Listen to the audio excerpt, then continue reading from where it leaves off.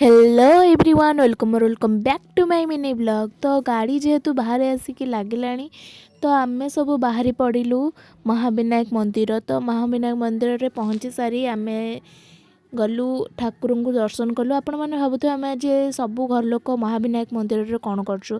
तो आज रीना दीदींकर 16 सोमवार पूरी गला। तो तार आज 16 सोमवार लास्ट पूजा होतिला। तो सेठी पूजा सरी जाइतिला तार से बड़ मानक ठारू आशीर्वाद नौतला।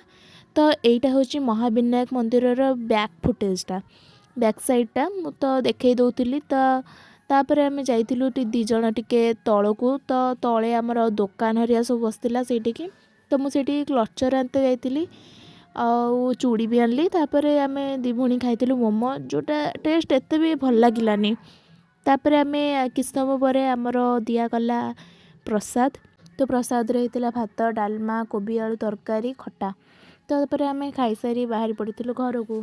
तो आज ब्लॉग टी मोर ये एंड हो। देखा नेक्स्ट ब्लॉग रे बाय।